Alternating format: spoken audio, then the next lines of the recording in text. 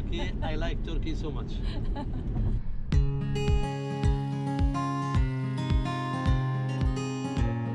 Malezya'da bir süpermarketteyiz. Büyük bir market burası. Burada yeme içme konusunda çok sıkıntı çekeceğinizi düşünmüyorum. Çünkü Müslüman bir ülke olduğu için her şey helal. O nedenle restorana girdiğimizde helal mi değil mi, işte et filan vesaire sormamıza hiç gerek yok. Çünkü yasak.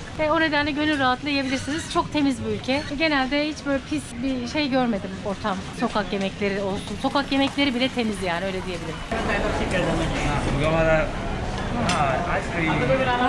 কবে রিপ্লেস করবি কবে দিবি আমার ওকে আমি পাওনা কথা মাসে দুটা এভাবে বলবি তোমার চেক করতে হ্যাঁ এই কই কি কয় আমার কি বেতন দিয়ে দিছ না কিছু দিবি আরে না বেতন দিয়ে দিবি আমরা এখানে যাইছি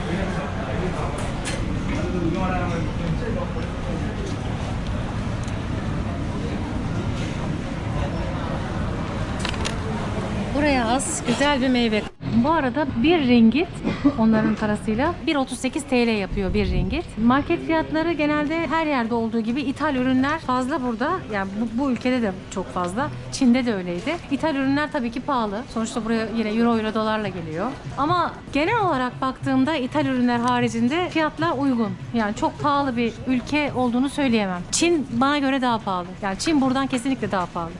Rambutan adı. Böyle içinde bir çekirdek var. Tamamen kabuğu soyuluyor, kabuğuyla yenmiyor. İçi çıkıyor ama çok güzel bir meyve. Zaten meyve cenneti Malezya. Bütün tropikal meyveleri bulmanız mümkün. En son bu kadar meyveyi Küba'da görmüştüm. Ama burası orayı da geçti diyebilirim. Yine merah diye bir başka meyve. Yes, jackfruit for you. Fried jackfruit. What is the name of this fruit? Jackfruit. Jackfruit. Yeah.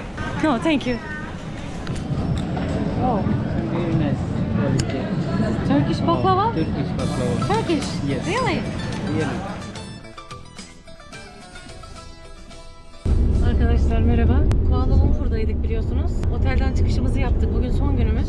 Abdullah Bey, iş yaptığımız bir beyefendi burada. Bizi Putrajaya, yani daha önce bahsettiğim buranın idari başkenti. Tamamen bakanlıkların, işte başkanın olduğu idari başkenti görmenizi istiyorum dedi. Buraya 35 kilometreymiş. Şimdi oraya gidiyoruz. Arabadayız. Abdullah, Mr. Abdullah, I have a YouTube channel. Yes. So you can say hi to Turkey. Hi to Turkey. I like Turkey so much. Şu anda bir köprünün üzerindeymişiz. İşte Abdullah söyledi. 40 kilometre bu şekilde devam ediyormuş köprü.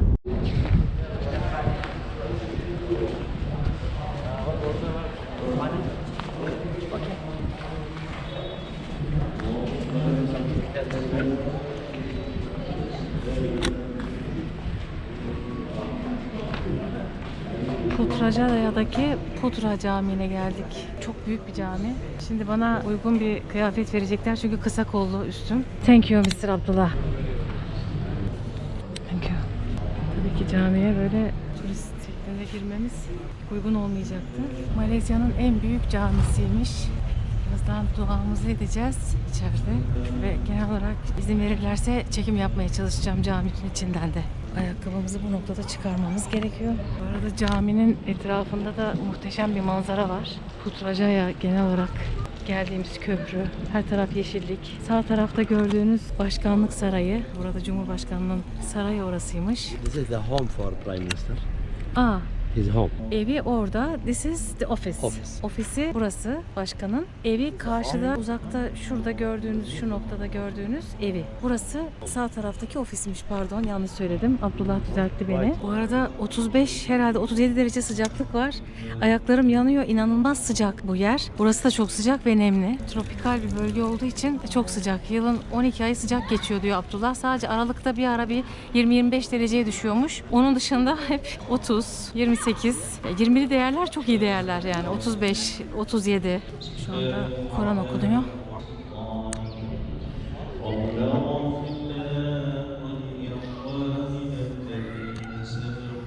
Nehrin ortasına yapılmış bir camiden bahsediyor Abdullah. Şöyle gösterecek olursak. Gerçekten. Thanks Abdullah. It's really very beautiful. Yes. Büyük bir nehrin ortasına yapılmış bir camideyiz. Malezya'nın en büyük camisi Putrajaya kentindeyiz. İkinci başkent, idari başkent. Bütün devlet binaları, hükümet binaları, işte ofis, başkanlık sarayı hepsi burada. Ortam öyle sıcak ve nemli ki gün içinde sadece hiçbir şey yapmasanız bu nem yoruyor insanı. Tüm Putrajaya'yı karşıdaki o küçük teknelerle görmemiz mümkün. Hatta içinde klima da var diyor. Bu şekilde gezdiriyorlarmış bu nehirde. Ayaklarım yandı. Yanıyorum. Çok sıcak. Mermer yerler. Will we go again to the front part of mosque? Front part? Yes, the other part. İçeride ibadet edip namaz kılanlar ve dua okuyanlar var. Biz de şimdi duamızı edeceğiz. Böyle gideceğiz. Biliyorsunuz Malezya Müslüman bir ülke. Ama pek çok başka din, dil, ırktan da birçok dinden insan yaşıyor Malezya'da.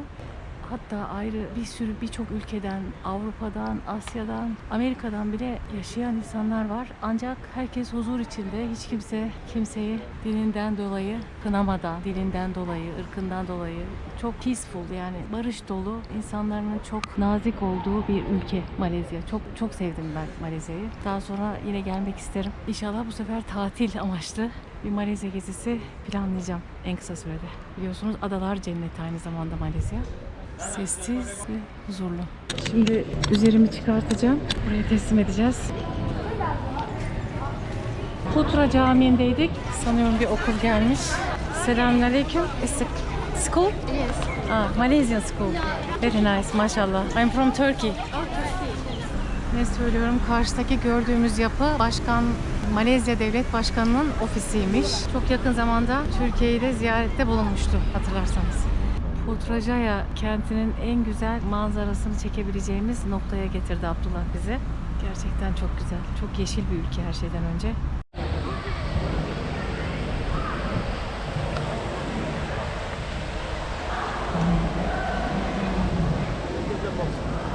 Burada kermes gibi bir şey var. Şimdi oradan geçiyoruz. This one, if ready, the one I thinking now, you will sit there, you will not go out. When you go now, he said, "Khalas, leave us here, go." But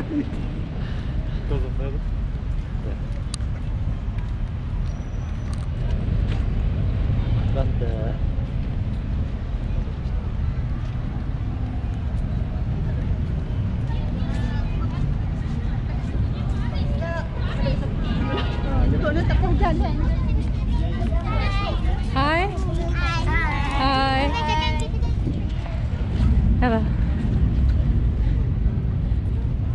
now when we go after this, when we go for eat, we already exercise, we feel want to eat, we feel good, next good.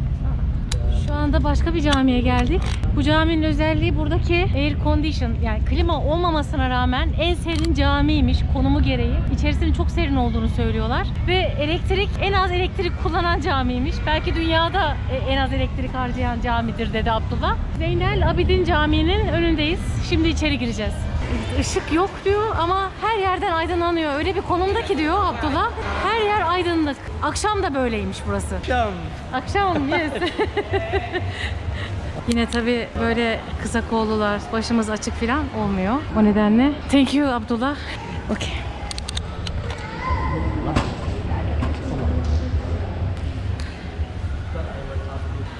İçimdeki tişörtler çok tezat oluşturdu. Farkındayım. Bugün gece yola gideceğiz.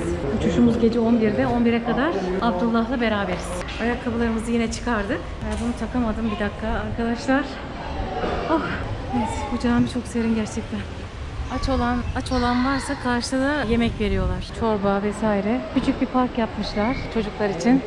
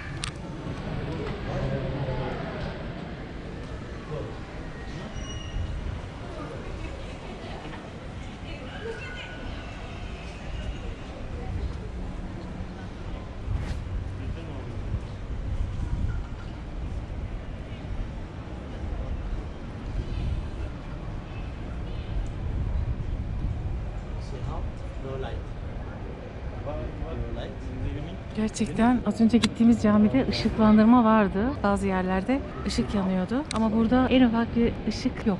Namaz kılanlar, dua edenler. Sessiz oluyoruz tabii.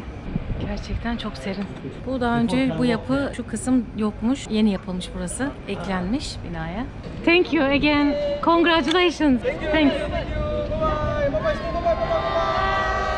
With my best wishes. Mini gezimiz bitti. Tekrar Kuala Lumpur'a döndük. Gece uçağımız var. Şimdi Abdullah bizi Al Halabi diye böyle şık bir Arap restoranına getirdi. Yemekleri, kebapları çok güzel. Türk yemeklerini de bulabilirsiniz burada. Baklava da var dedi. Geldik. Onlar oturdular. Ben girişte tabii çekim yapacağım. Sonra ben de yerime geçeceğim.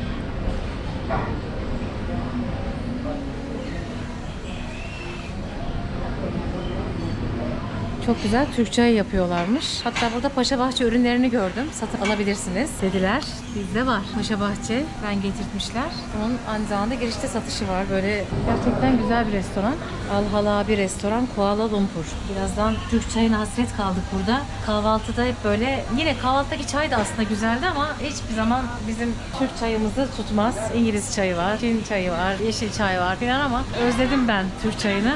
Burada şimdi gider ayak bir Türk çayı da içeceğiz. Bakın Paşabahçe. Yine kahveyi burada çekiyorlar. Hurma, meyveler. Zaten meyve cenneti biliyorsunuz, daha önce de bahsetmiştim. Hep taze meyve suyu sıkıyorlar. Yine ananaslar, Türk baklavaları. Bakın Ülker çikolata. Böyle yurt dışındayken bize ait öğeleri görünce insan neden heyecanlanır bilemem. Hep böyle oluyor bende. Bir Ülker görünce Ülker çikolata. Burada bak reklamda yapmış olduk. %60 iptal. Oo, burada da böyle küçük mandıra gibi böyle zeytin filan satışı var. Yine peynirler, zeytinyağları, turşular. Oo, bize ait markalar da görüyorum burada. Yine kahvaltıda böyle bizim o Türk zeytinimiz yok. Evet, burada da bir hemen bir Türk markası daha gördük. Yine Kristal. Ben kristalciyim. Zeytinyağım hep Ege'den gelir. İzmir tarafından, Balıkesir tarafından ama bulamadığım zaman kristal alıyorum. Şık bir restoran. Hoş, çok temiz. Burada şimdi masamıza geldik. Abdullah kaybolmuş. Şöyle kısa bir görüntü alacağım. Sonra humus. Oo, zeytinyağlı. Bu tabule dediğimiz bir tabule salatası. Bu salata harika oluyor böyle bol limonlu. Thanks Abdullah. Would you like to say anything to Turkish? Welcome, babe. My YouTube- Welcome from Turkey to Malaysia. Like, okay. We are waiting for you also in Turkey. Okay, when you come with your family this time. O ayranlarımız geldi arkadaşlar. Biz özledik tabii. Hemen ayran. Burada ben bir Bolu yazısı görüyorum. Bakın Malezya'da su içeceğiz. Oo, taş kesti. Görüyorsunuz değil mi? This is pide or This is Shas Jatar. You try. sorry? Okay. Shas Jatar. Şahs çatar. Meat, isn't Try it? one piece. Not meat. Not meat? Jatar is. Aa, zatar. Zatar denilen bir baharat var biliyorsunuz. Onunla yapılmış böyle bir değişik pide geldi. Şimdi oturacağız artık. Ayranımız geldi. Evet, masamız bu. Bize afiyet olsun. Birazdan kebaplarımız gelecek. Evet. Şimdi kebaplar geldi. Yoğurt geldi. Ne varmış? Böyle değişik karışık grill geldi. Böyle deneyeceğiz. Naneli bir çay geldi. İkramlara.